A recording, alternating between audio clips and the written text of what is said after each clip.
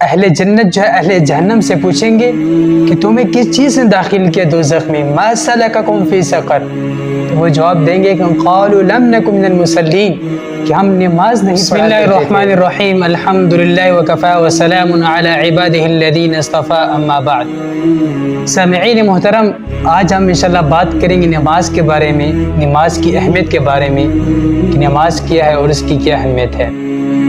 حدیث پاک میں آتا ہے کہ قیامت کے دن انسان سے جب حساب کتاب لیا جائے گا تو سب سے پہلے اس سے نماز کے بارے میں حساب لیا جائے گا۔ حدیث میں آتا ہے کہ اگر نماز اس کی اچھی نکلی تو اس کے باقی اعمال بھی اچھے نکلیں گے، اور اگر خدا نہ خواستہ اس کی نماز بری نکلی تو اس کے باقی اعمال بھی برے نکلیں گے۔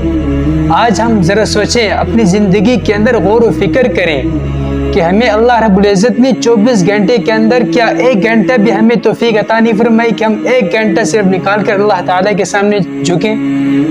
ایک علامہ اقبال کے کیا خوب شعر ہے کہ وہ ایک سجدہ جسے تو گرا سمجھتا ہے، وہ ایک سجدہ جسے تو گرا سمجھتا ہے، ہزاروں سجدوں سے دیتا ہے نجات۔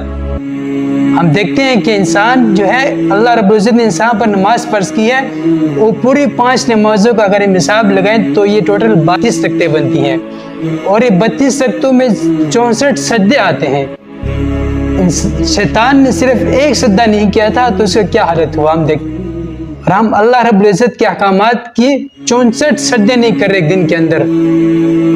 خدارا ہمیں سوچنا چاہیے، ہمیں اپنی زندگی کے اندر اپنے اوقات میں سے صرف ایک گھنٹہ نکال کر اللہ تعالیٰ کی رضا کے لیے وقف کرنا چاہیے۔